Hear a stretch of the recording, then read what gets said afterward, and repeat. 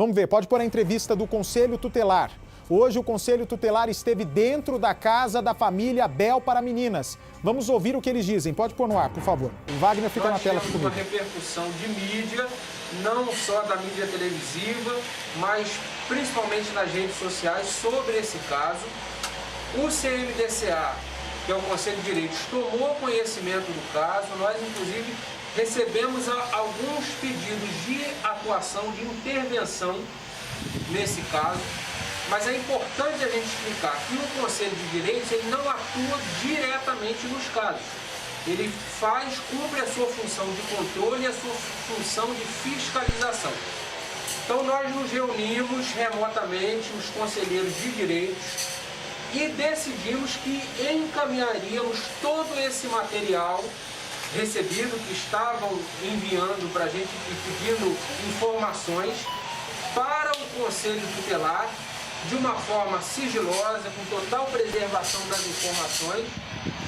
Oficiamos então o Conselho Tutelar, que na realidade já sabia do caso, já tinha tomado conhecimento do caso, e o Conselho Tutelar então passou a atuar, a intervir no caso, e eles vão explicar melhor. O que é muito importante, eu estou falando na perspectiva do Conselho de Direitos da Criança e Adolescente, e é muito importante a gente frisar aqui, primeiro, que não nos cabe nesse momento fazer qualquer juízo de valor.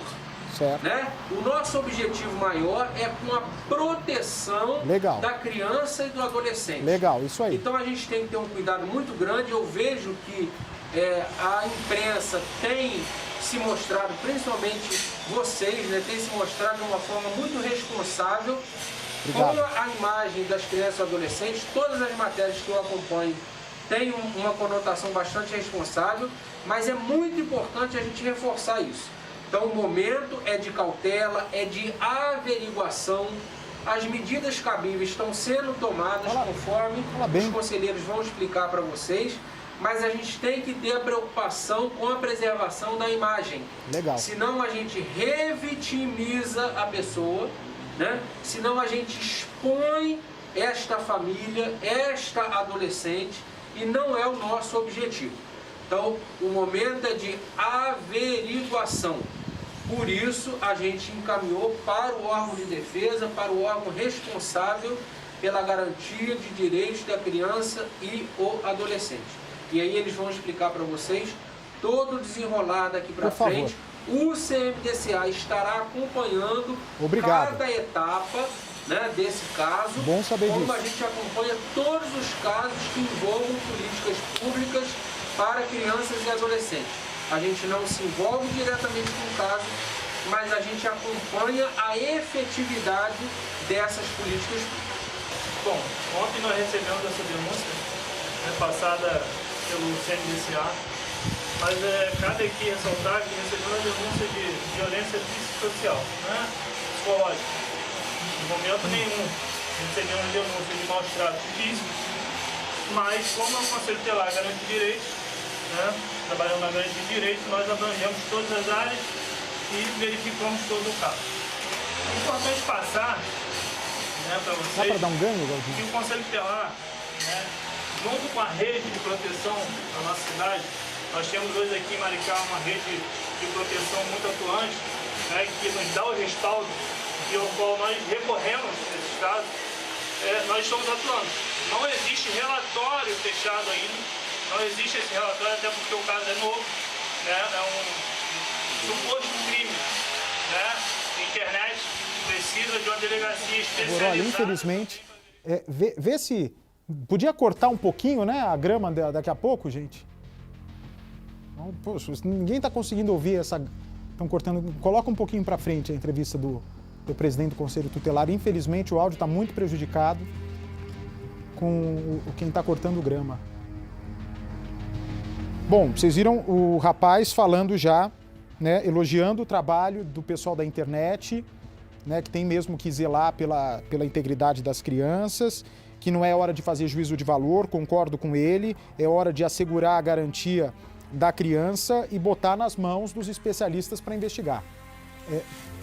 Melhor aí depois do... Ah, ok, vamos lá. Tem uma visita visita, né, na residência da adolescente.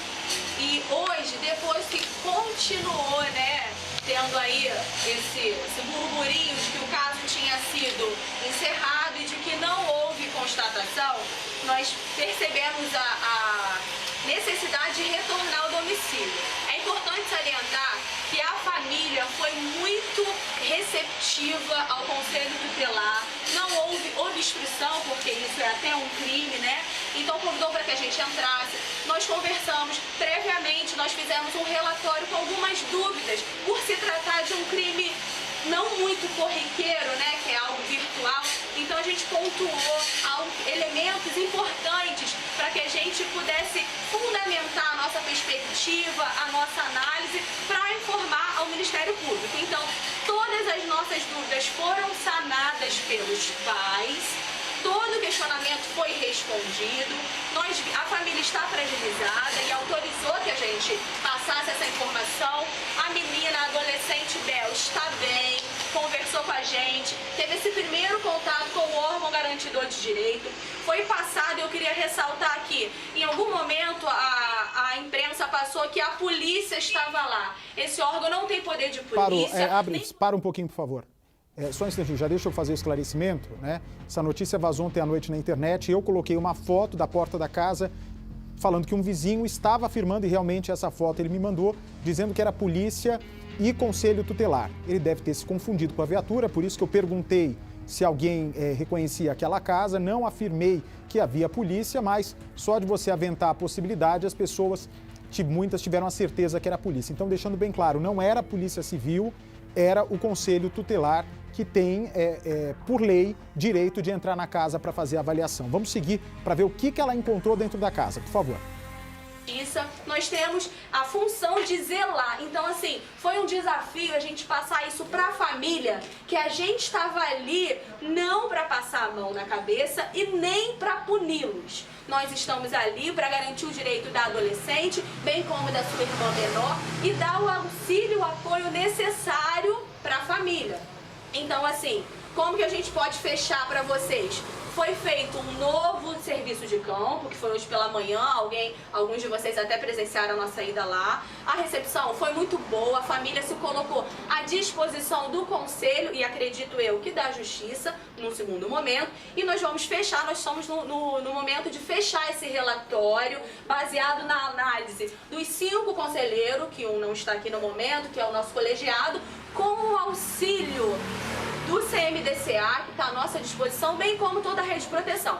Então, assim, novos elementos vão surgindo, mas se isso vai ser passado à imprensa, a gente não pode dizer, porque a gente não pode cometer o mesmo suposto erro da família, que é expor e revitimizar essa criança. Eu quero que os senhores entendam isso, que se a gente está nesse momento entendendo que a família supostamente expôs, colocou a criança numa situação vexatória, de violência psicológica, nós, como garantidores de direito, vocês como a responsabilidade que tem de levar informação, é importante que a gente o faça com a primordialidade de preservar a Isabelle, a irmã Nina e toda a família. Vale ressaltar que a gente trabalha sobre denúncia. Então, a denúncia foi formalizada pra gente ontem.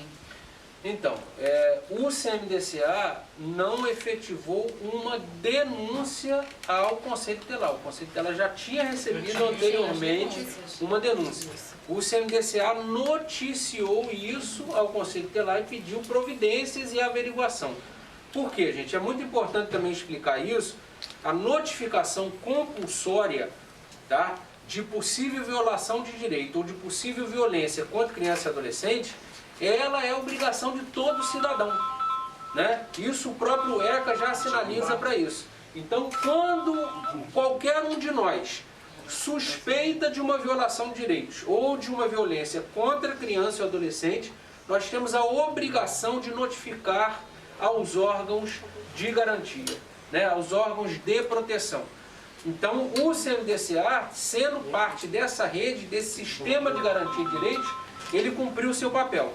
Recebeu as notícias, né, recebeu as postagens e fez oficialmente essa notícia ao Conselho Tutelar. pedindo então que o Conselho Tutelar fizesse essa averiguação. Agora eu queria fazer um apelo a você que está aí do outro lado, né? E a imprensa, eu nem preciso, porque eu tenho visto a responsabilidade com que vocês tratam os casos, mas as pessoas, né? Parou, só segura um minutinho, que eu preciso mandar um recado para o pai. Como é o nome desse senhor que está falando? Fala no meu ouvido, por favor. Doutor Alan Christian, é isso? Alan Christian?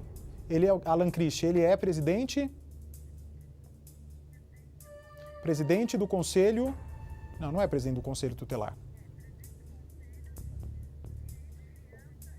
Presidente do Conselho de Direito e Adolescente de Maricá. Portanto, o seu Maurício, né, que o senhor mandou essa carta ameaçadora de processo, eu nem perderia tempo. Olha, próprio presidente do Conselho Tutelar dizendo que a nossa cobertura é responsável, é legítima. Então, nem perde tempo, tá bom? Nem perde tempo. Gasta o seu tempinho fazendo vídeo sem a sua filha vomitar. Pode seguir, por favor. Guardem, né, que não reproduzam fake news, que tenham cautela ao repassar informações. Porque são vidas, né? Nós estamos tratando de vidas e de sujeitos em desenvolvimento. Crianças e adolescentes são sujeitos em desenvolvimento. Então a gente tem que ter muita responsabilidade ao divulgar informações sem precisão.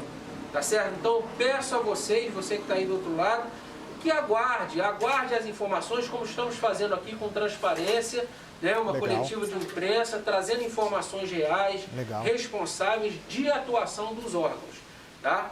Então vamos ter esse cuidado, essa cautela ao repassar informações e ao jogar lenha na fogueira. O ECA prevê que a atuação dos órgãos de proteção e garantia de direitos também atenda a família. E eu acho que o Conselho pode até explicar como é feito também esse atendimento à família. Mas com certeza esse suporte está previsto e tem que ser dado também, não é isso? Sim, sim. Estivemos hoje pela manhã, como a conselheira Tatiana falou, com a família, oferecendo esse serviço da rede, né? Nós oferecemos todo o apoio, porque nós temos aqui os órgãos que trabalham diretamente também junto ao Conselho Tutelar, com a garantia e com o direito violado dessas crianças e também com a família. A família, nós temos aí os acompanhamentos psicológicos do município, o nosso município oferece isso, né, para a família, mas cabe à família, né, se ela vai aderir ou não, né, se a família ela quer aderir. A criança também, futuramente, quando um fechamento de relatório ainda, né, que nós não fechamos o caso, ela pode ser encaminhada também para essa rede, né, e os demais órgãos de proteção. Então, assim, essa pergunta, quanto à família está fragilizada, totalmente fragilizada. A gente também. A família está com medo de sair da sua casa. A gente até também. mesmo pela repercussão nacional, né? Você falou aqui no estado vizinho, São Paulo, não é só no estado vizinho, São Paulo, né? A primeira denúncia, ela chegou do Rio Grande do Sul, né? A primeira denúncia aqui no Conselho. E devido a isso veio mais ligações e ligações. Só um minutinho, por favor. Seu conselheiro tutelar, tá todo mundo muito fragilizado, não é só a família. Ninguém ia ficar perdendo tempo, gastando energia, né? Buscando formas de mostrar para a justiça que pode estar algo errado acontecendo. A gente está fragilizado, de verdade. Essas milhões de pessoas que estão agora tweetando na internet, no Instagram, no WhatsApp do Cidade Alerta, no meu Instagram, no meu Facebook, são pessoas que estão fragilizadas. E são famílias brasileiras que todos os dias têm medo, assim como essa família está de sair de casa, tem medo de sair de casa porque você tem criança que é violentada no meio da rua, você tem mulheres que são violentadas no meio da rua. Agora, a sorte é que estamos falando de uma família que está trancada em casa e que vocês têm poder para entrar na casa dessa família. Não quer dizer que o Conselho Tutelar, falando que foi bem recebido por essa família e viu boas condições na menina, que os vídeos não serão investigados. Portanto, a história está só começando. Pode seguir, por gentileza.